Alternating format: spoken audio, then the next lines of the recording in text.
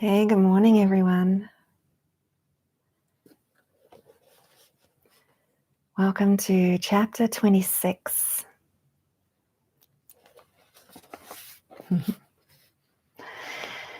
So this is a chapter where there's some settling down, some consolidation of learning, and also following through. There's still an incomplete plan B there in the mind. And so this is a great chapter for showing how whenever there's a prompt from the Spirit to that's for the direction of unwinding and going towards the Spirit, then it has to be followed. It has to be followed. Otherwise there's a holding back. And the great thing is that we want to go in the direction always of the Spirit's plan. And so it will come up, whatever it is that we need to be reminded of. Like, remember this prompt that you are to follow? There's a lot of support to remember, and then to move ahead with the listening and following through. Okay, let's just take a moment of silence just to settle in before we begin.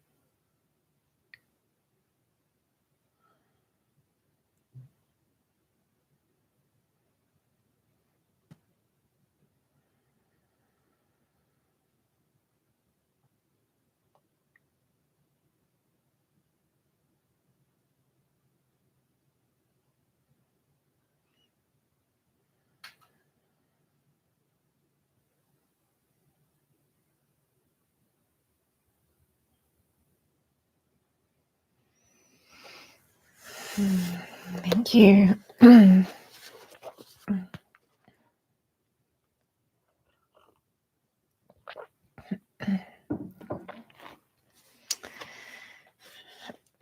Okay, in chapter 26,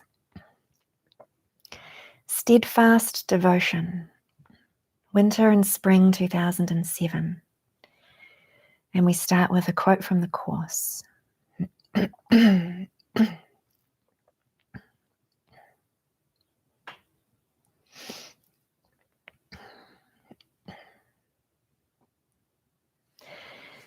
Vision will come to you at first in glimpses, but they will be enough to show you what is given you who see your brother sinless. Truth is restored to you through your desire, as it was lost to you through your desire for something else. A period of settling down. And there's another quote from the Course, this time from the Manual for Teachers. This is a quiet time in which the teacher of God rests a while in reasonable peace. Now he consolidates his learning. The teacher of God needs this period of respite. He has not yet come as far as he thinks. Yet when he is ready to go on, he goes with mighty companions beside him. My time in New Zealand before David arrived felt very much like the quiet time described in the Manual for Teachers. It was a time of rest. My days were spacious, beginning with journaling reading, and yoga, flowing into meditations, beach walks, impromptu gatherings, experiential sessions, and deep talks over cups of tea. It was the happy learner phase, where I no longer felt guilty or wanted to hide my private thoughts. Rather, I was a happy detective who knew there was a clue to freedom underneath each upset. I felt certain of my life's purpose, knowing that my path was with David. It was beyond what we were doing or where we were located. It was a feeling of being completely present, no longer aching over loss or the fear of loss, or wishing that I was elsewhere.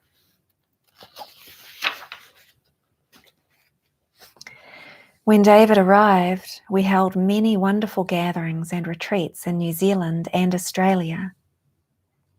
The retreats were held at incredible venues in native forests with natural swimming holes and forest walks.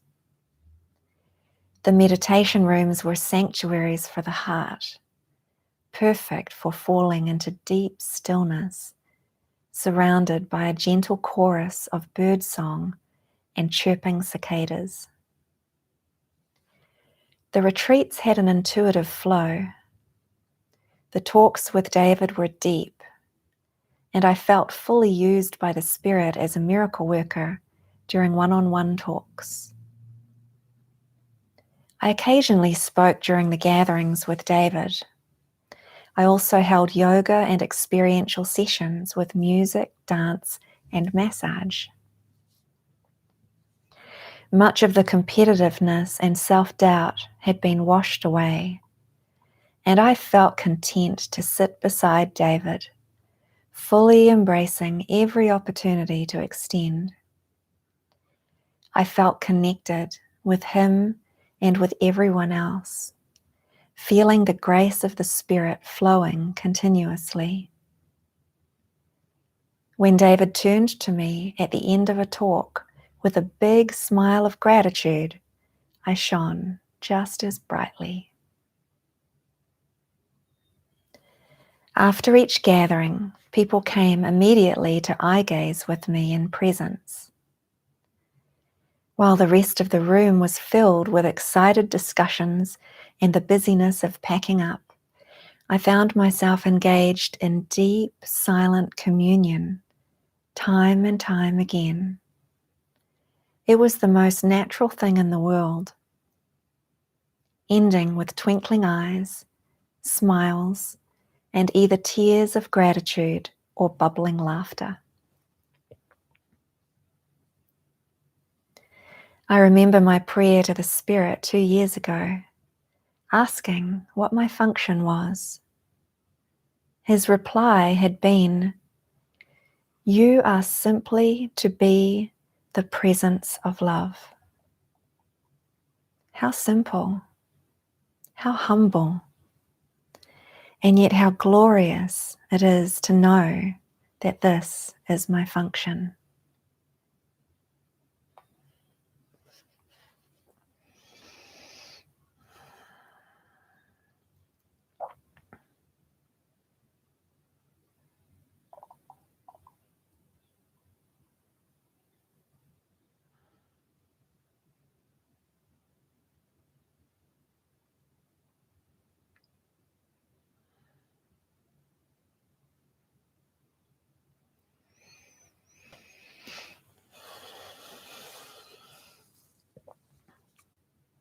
Inspired by steadfast devotion. David and I were back in the US, and we were invited to Boston to hold some weekend gatherings. While we were there, we went to Cambridge and visited the memorial for Mary Baker Eddy, the founder of Christian Science. Her memorial had a large carved stone with a quote about science being of mind and God and Spirit being eternal. David occasionally spoke to me of Mary Baker Eddy and her uncompromising nature. I was grateful to be reminded of wayshowers who were as unswerving in their devotion as David was. He happily told the parable of how some of her students left after the Spirit boomed through her one day, saying, "I am infallible." Mary Baker Eddy was radical. She did not hold back in her message or her willingness to be used fully by the Spirit. Through single-minded devotion, she supported thousands of students in becoming miracle-working practitioners. Despite the life-saving miracles they experienced, most of her students reached a point where they found her too radical and they turned against her. David was greatly inspired that in spite of all that seemed to happen, she remained steadfastly devoted to the truth. I too was deeply inspired by her example. It was a reminder that our goal of mysticism is not of this world and is therefore not dependent on approval.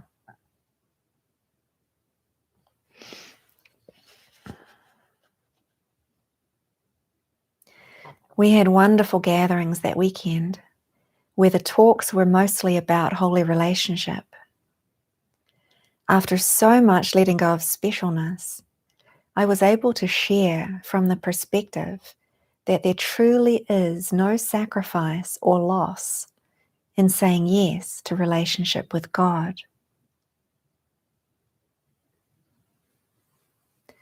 I facilitated an outdoor experiential session based on the Happy Learner section of the course. During part of the session, the group formed a small circle and we took turns to be unraveled, to unlearn everything we had learned and be returned to truth. Standing in a close circle, we leaned on one another, resting in God. We then merged back into a large circle where we were moved around by the music, looking deeply into each other's eyes. As the final song played, several of us found ourselves in a mystical experience. Everything dissolved into white light. I lost track of all sense of being a facilitator, and the session naturally came to an end. Some people lay on the grass and others continuing to stand in long, silent embraces.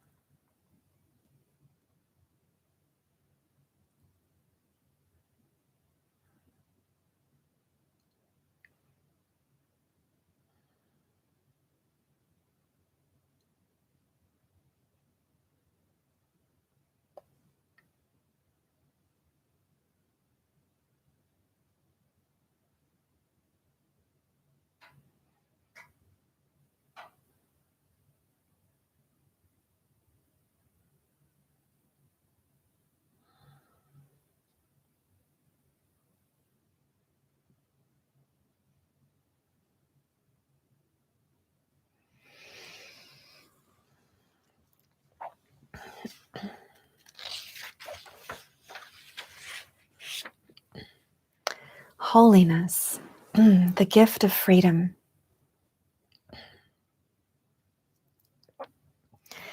Deep within the quiet mind, I know myself as holiness. My holiness is the peace of God. My holiness blesses the world. My holiness is the gift of freedom offered my brother. In my holiness is his release. Holiness is the end of guilt and fear. The past is dissolved in its presence. Even forgiveness has dissolved. What could there be left to forgive? This gift of God is salvation accomplished. Acceptance was the key.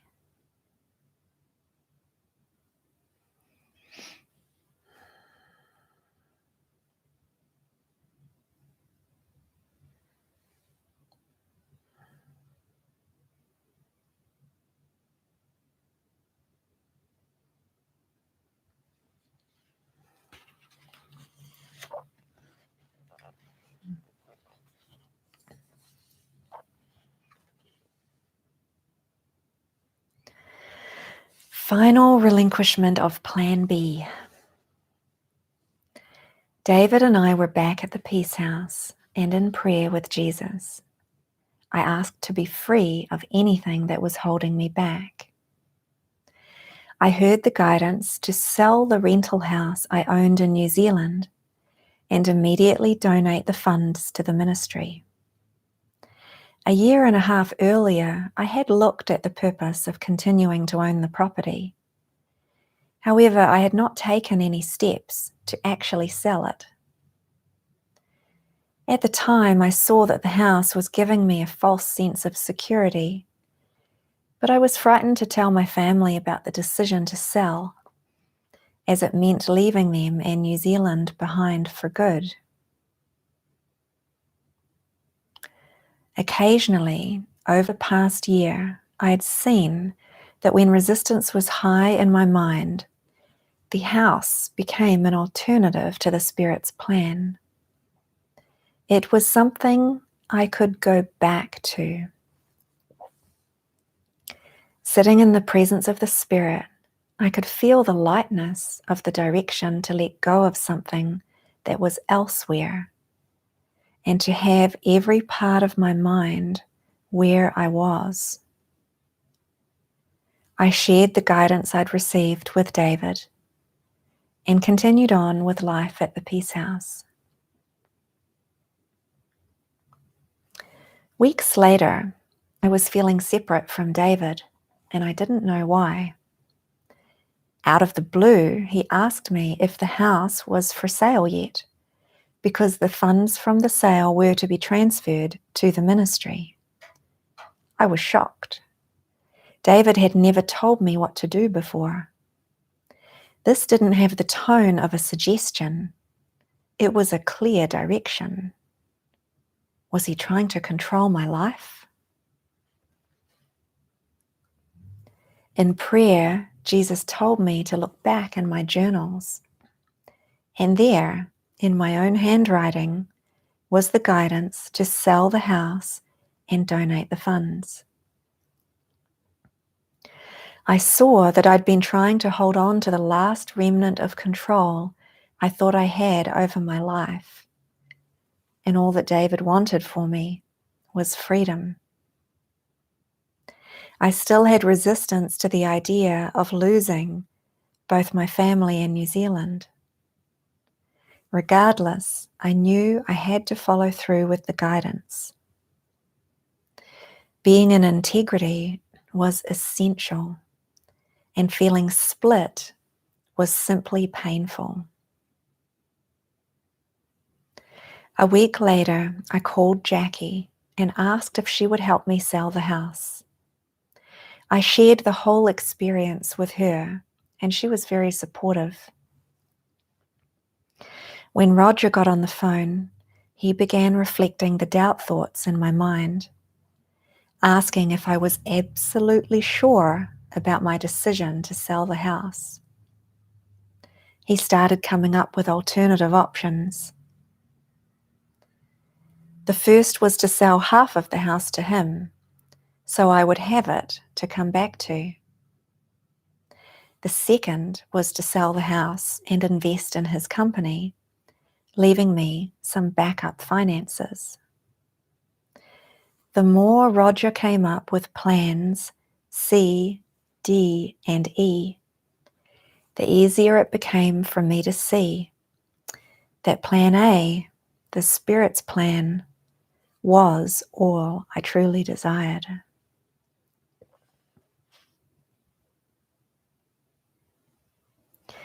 Not long after making the decision to sell the house, friends in Australia wrote, expressing their desire to start a spiritual community. For the first time, I felt free from being drawn to a location because of family ties. I was able to pray to the Spirit to be shown clearly where David and I were to go and what was to unfold next. Perhaps we would travel forever. I felt open to anything.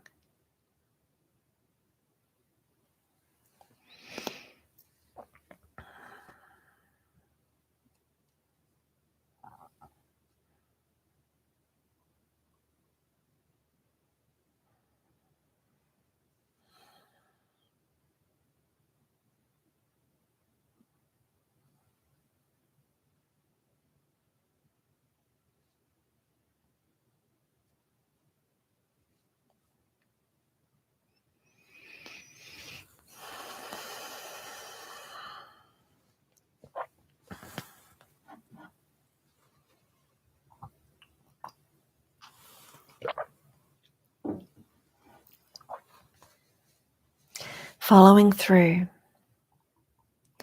we start with a quote from the Manual for Teachers. The teacher of God is generous out of self-interest. This does not refer, however, to the self of which the world speaks. The teacher of God does not want anything he cannot give away, because he realizes it would be valueless to him by definition. What would he want it for? He could only lose because of it. But he does want to keep for himself all things that are of God, and therefore for his Son. These are the things that belong to him. These he can give away in true generosity, protecting them forever for himself.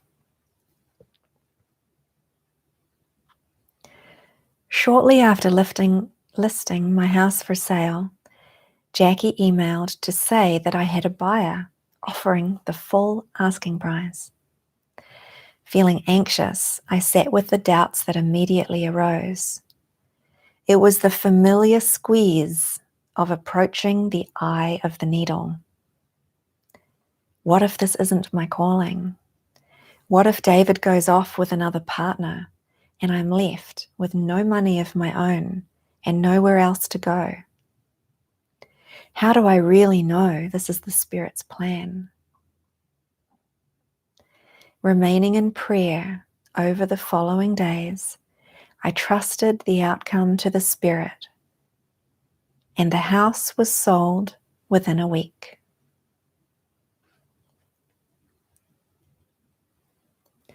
David was now traveling in Europe for several weeks, so it was up to me to transfer the funds to the ministry. It felt like going into the unknown, which was very inspiring because I knew my only purpose was mysticism. Slowly and prayerfully, following through with each practical action, I allowed the waves of doubt to arise and be released with each step. I continuously remembered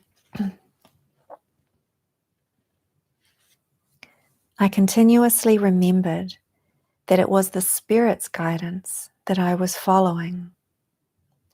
Everything flowed effortlessly, and once the transfer was complete, I felt that nothing had really changed. Nothing except that I was no longer dealing with anxiety and guilt.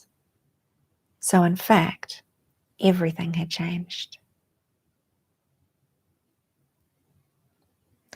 It was another experience of seeing that the fear of sacrifice and loss is a buildup of tension that heightens before it is released from the mind. I really believed that I would lose something, my freedom, my choices, my independence. But in following the guidance to give over what I was holding on to, I gained my freedom and was released from the belief that I could make the wrong choice. I'd also realized once again that I did not want to be independent from God. I felt trust return, along with the remembrance of who was in charge of the plan of awakening. I remembered how anxious I had been when I had personal money. I worried that I could misuse it. Now I felt completely free. Money and stewardship were finally in the hands of the Spirit, as was I.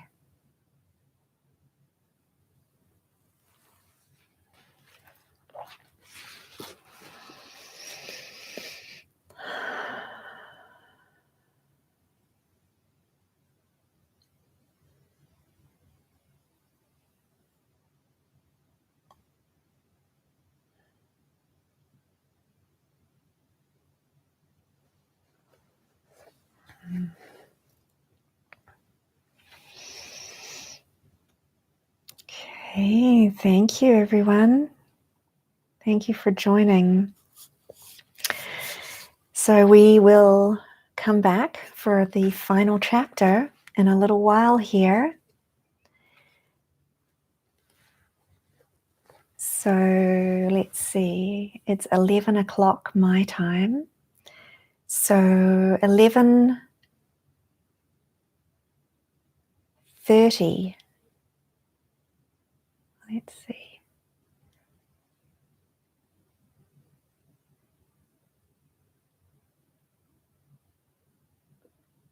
Yeah, 11:30. That feels good. So in half an hour, so I'll share the link on Facebook, and the event will go live on YouTube as well. Okay, much love. See you very soon.